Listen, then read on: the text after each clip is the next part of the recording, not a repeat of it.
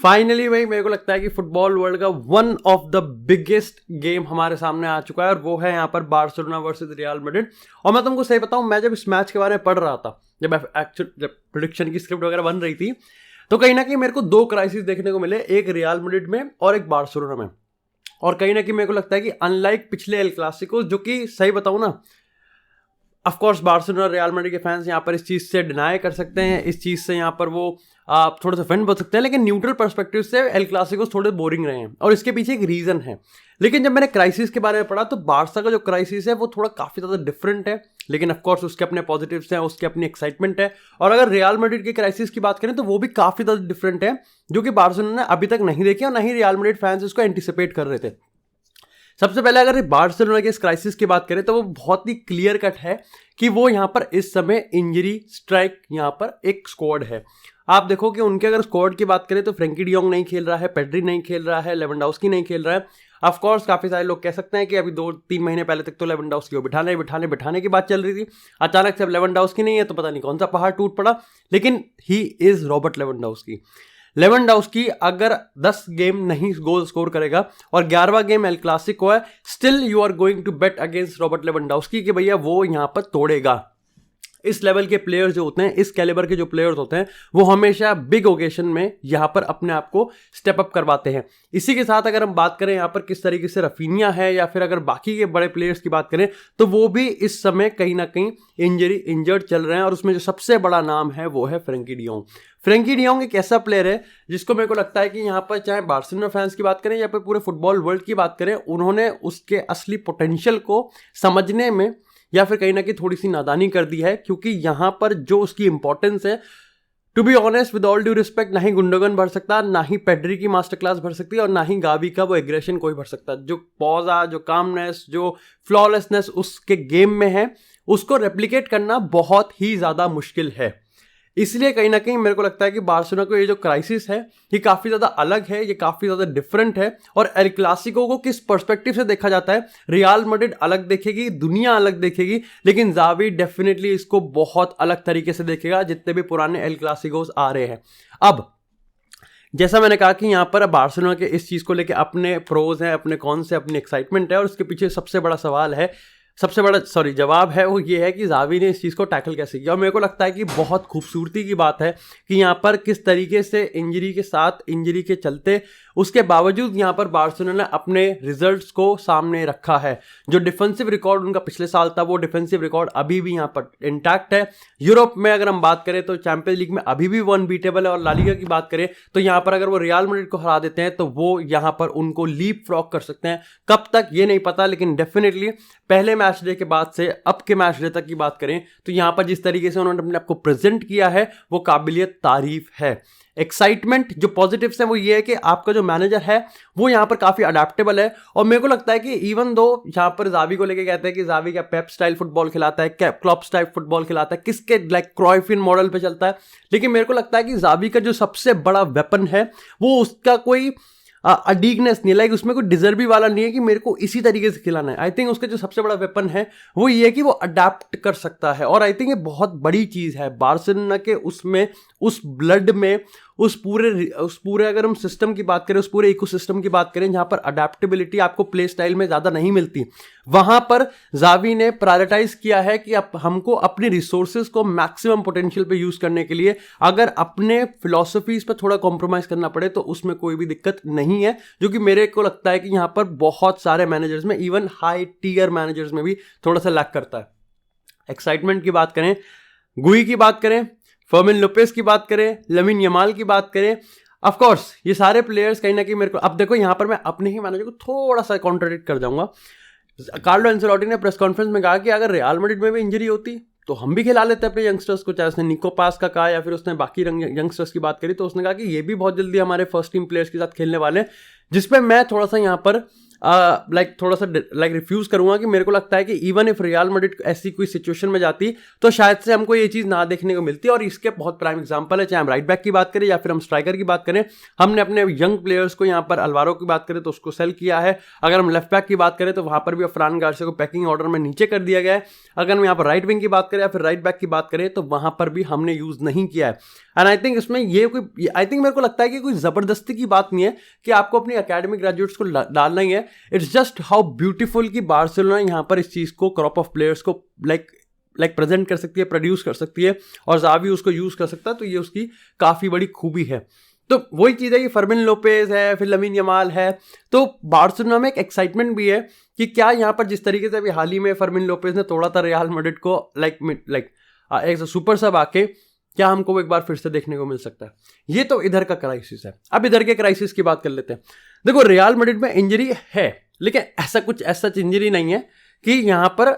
Like पूरे starting में से यहाँ पर है। ऑफकोर्स जो सबसे बड़े लॉन्ग टर्म एब्सेंटी हैं वो यहाँ पर एडर मिलिटाओ हैं और वो यहाँ पर तीबो कोर्तो हैं। लेकिन क्यों मैं यहाँ पर एक इसको इंजरी क्राइसिस नहीं बोल रहा हूँ, वो इसलिए क्योंकि शुरुआत से हमको पता था कि ये नहीं होने वाले। ऐसा नहीं है कि हमको अभी एक हफ्ते पहले पता चला है या फिर हमको 2 हफ्ते पहले पता चला है। ऐसे में यहाँ पर कार्लो एंसेलोटी के पास इस मैच के बिल्डअप के लिए या फिर पूरे सीजन के बिल्डअप के लिए एडिक्वेट टाइम था। उसको बैक नहीं किया गया ट्रांसफर मार्केट में इन सब चीज़ों के लिए एडिक्वेटली, या फिर हमने जो रिप्लेसमेंट लाई है वो हमारे लिए proper like high flying 5 star replacement नहीं है। ठीक है, इस चीज़ पे मैं एग्री करता हूँ, लेकिन स्टिल यहाँ पर रियल मैड्रिड का जो बॉक्स ऑफिस चीज़ थी या फिर उसका जो यूएसपी था, जो सबसे यूनिक चीज़ थी, वो उसकी मिडफील्ड थी। और इस चीज़ के अराउंड यहाँ पर कार्लो एंसेलोटी ने अपने स्क्वाड को बिल्ड किया और यहाँ पर गेम चल रहा है। अब देखो मेरे को लगता है कि यहाँ पर इस क्राइसिस को जहां बार्सिलोना शायद से एक्साइटमेंट के चक्कर में दबा सकते हैं कि ठीक है फर्मिन लोपेज लमीन यमाल है तो शायद से हो जाएगा, मेरे को लगता है रियल मैड्रिड इस क्राइसिस को फिलहाल के लिए साइड कर देगी और कहेगी कि ये गेम भी हम अभी तक जैसे खेलते हुए आ रहे हैं वैसे ही खेलेंगे।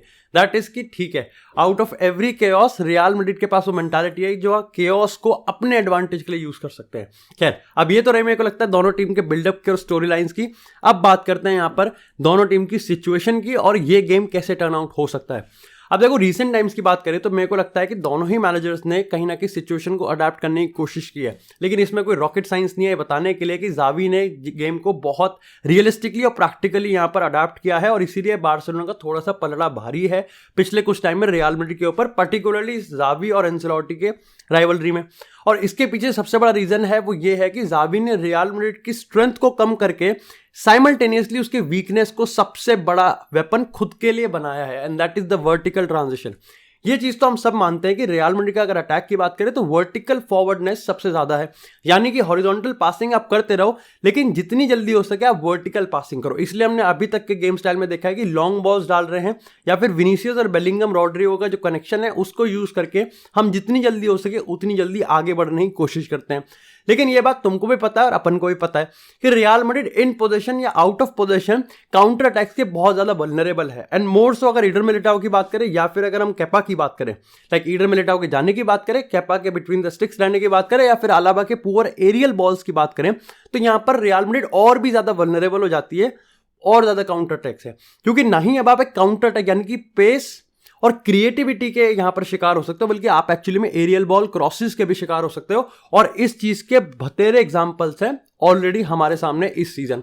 तो रियल मैड्रिड की प्रॉब्लम सबसे बड़ी ये हो चुकी है कि वो जो अपनी वीकनेस है उसको अभी तक कंटेम्पलेट नहीं कर पा रहे। अभी तक क्या हो रहा था कि बेंजेमा विनीसियस का चल रहा था तो आप 3 गोल खा पा रहे थे, लेकिन आप में इतना गूदा था कि आप 5 गोल मार सकते हो। अब वो प्रॉब्लम हमारे सामने नहीं आ रही क्योंकि रिजल्ट्स ग्राइंड करने पड़ रहे हैं। आपका सबसे बड़ा सपोर्टर है, आपके सबसे बड़ा सुपरस्टार कौन है? He is Bellingham. बट वो कहीं ना कहीं यहां पर आपको कितनी बार बेल आउट करवाएगा इस चीज की गारंटी अभी तक तो नहीं है हमारे पास। खैर, अभी तक तो बेल आउट करवाता आ रहा है, वो देखने वाली बात है। अच्छा, अगर यहां पर बार्सिलोना की वीकनेस की बात करें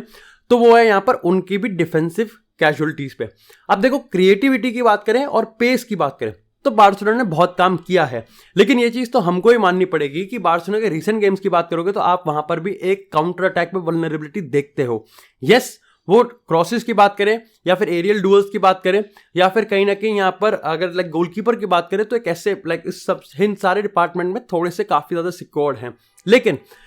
अगर हम पेस की बात करें तो हाई डिफेंसिव लाइन के साथ पेस में भी वो यहाँ पर बीट कर सकता है। And again here is an example कि क्यों ज़ावी ने काफी अच्छे से अडेप्ट किया है, क्योंकि उसने इस चीज को सॉल्व किया है 1v1 ट्रांजिशन को तोड़ने के लिए। उसको पता है कि जो रियल मैड्रिड है उसका सबसे बड़ा हथियार है यहाँ पर विनीसियस जूनियर का पेस और उसकी मूवमेंट, और इसीलिए उसने यहाँ पर अराउजो को इस तरीके से लाइक टैक्टिकली इक्विप्ड किया है कि 1v1 जब भी बैटल होगा तो हमेशा अराउजो टॉप पे निकले। क्या वो निकल पाया है? यस, 50-50 बैटल आप कह सकते हो कि कुछ मैचेस में यहाँ पर अराउजो की जेब में रहा है, तो कुछ मैचेस में यहाँ पर विनीसियस एक्चुअली में बेटर निकाल पाया है अराउजो के लिए, और वो सबसे बड़ा चीज है। आप देखो यहाँ पर मेरे को लगता है कि अगर इस टीम के बिल्डअप की बात करें कि ज़ावी किस तरीके से अपने आप को प्रेजेंट करेगा, उसमें जो सबसे बड़ी चीज है कि जाओ कैंसेलो खेलेगा या नहीं, ये सबसे बड़ा सवाल है। क्योंकि भैया जाओ कैंसेलो तुमको पता है कितना ही क्रिएटिविटी दिखा ले, लेकिन डिफेंसिव पोजीशन और अवेयरनेस उसकी काफी ज्यादा पुअर है, और क्योंकि वहीं पर ही विनीसियस खेलेगा तो यहाँ पर बहुत ज्यादा इंपॉर्टेंट हो जाता है कि ज़ावी बैक टू बेसिक्स हो जाए, डिस्पाइट कि उसको पता है कि अटैकिंगली वो कितना ज्यादा रिच हो सकता है अगर वो कैंसेलो को खिलाए। तो मेरे को लगता है क्रिस्टेंसन, कुंडे और अराउजो यहाँ पर खेलेंगे, एंड शायद से कैंसेलो को या तो बेंच पे बिठाया जाए या फिर कहीं ना कहीं कैंसेलो के स्टारडम की बात कर लो, उसके स्टॉक की बात कर लो, तो उसको आगे डाल दिया जाए यानी कि विंगर पे। ये चीज बहुत ज्यादा पॉसिबल है क्योंकि लमीन यमाल अगेन उसका भी एक अच्छा डिसेंट रन चल रहा है पिछले कुछ टाइम में, लेकिन लमीन यमाल को पर्सनली मैनेज करना और जाओ कैंसेलो को पर्सनली मैनेज करने में बहुत जमीन आसमान का फर्क है। साथ ही अगर मिडफील्ड की बात करें, अब देखो यहां पर मेरे को लगता है कि ज़ावी बोल्ड ले सकता है डिसीजन कि फर्मिन लोपेज को डालते हैं, बिकॉज फर्मिन लोपेज एक हॉट टॉपिक है, लेकिन वो ये कहता है कि भाई कुछ एलिमेंट ऑफ सरप्राइज भी तो होना चाहिए। क्यों ना पहले हाफ में हम यहाँ पर ओरियल, रोमेओ, गुंडोगन और गावी के साथ जाते हैं, एंड फिर यहाँ पर जिस तरीके से पिछले एल क्लासिको में कराते हैं यहाँ पर एक मोमेंट ऑफ सरप्राइज लाते हैं फर्मिन लोपेज के साथ। ये चीज को वो काउंटर करेगी यहाँ पर रियल मैड्रिड अपनी मिडफील्ड उतार के, जहां पर मेरे को लगता है कि वहां पे कोई दिक्कत नहीं है, अनडिस्प्यूटेड है। यस, एक मात्र है, वो है यहाँ पर कामाविंगा, बट मेरे को लगता है कामाविंगा इस गेम के लिए कभी यहाँ पर मिडफील्ड में एक बहुत बड़ा कंटेंडर नहीं था, वो एक फुल बैक में है। लेकिन कार्लो एंसेलोटी के प्रेस कॉन्फ्रेंस में भी हमने देख लिया कि जब उसने कहा कि मेंडी को क्योंकि बहुत ज़्यादा रेस्ट मिल गया है, तो वो मेरे को लगता है कि फर्लांड मेंडी को यहाँ पर लेफ्ट बैक पे खिलाएगा, और मैंने तुमको कहा भी है कि डिफेंसिवली फर्लांड मेंडी उसके लिए सबसे ज़्यादा इंपॉर्टेंट है, फिर Camavinga and then Fran Garcia. तो फ्रान गार्सिया एकदम से यहाँ पर जो डाउनफॉल आया है लाइक प्रायोरिटी में, वो हमारे सामने है। टोनी क्रूस जिस एंगल पे खेलता है, जिस पोजीशन पे खेलता है, उसके बेटर कोई नहीं खेल सकता रियल मैड्रिड में या फिर इस पूरी दुनिया में। सेम वो चुआमेनी ने जब भी कोई गेम स्टार्टिंग से स्टार्ट किया है, हम एक भी गेम नहीं आ रहे हैं, और वो बताता है कि उसके गेम में एक टेम्पो सेट करने का है, वो वहां से क्रिएट भी कर सकता है, डिफेंस भी कर सकता है और अपने डिफेंस को शील्ड भी कर सकता है। एक अलग डायनामिज्म है। कामाविंगा के पास वो एंगल्स नहीं होते, कामाविंगा के पास वो टेक्निकली क्वालिटीज नहीं होती कि वो वहां की पोजीशन से निकाल के पूरे गेम को एनालाइज करके खोल सके। यही चीज अगर हम मॉड्रिच की बात करें तो मॉड्रिच भी यहाँ पर टोनी क्रूस और बेलिंगम के साथ इतना काम नहीं कर रहा, और वो भी तब जब वाल्वर्दे का जो स्टॉक है वो high like all time high पे है, और बेलिंगम कोई इंट्रोडक्शन नहीं है। खैर अगर थोड़ा सा ऊपर चढ़े,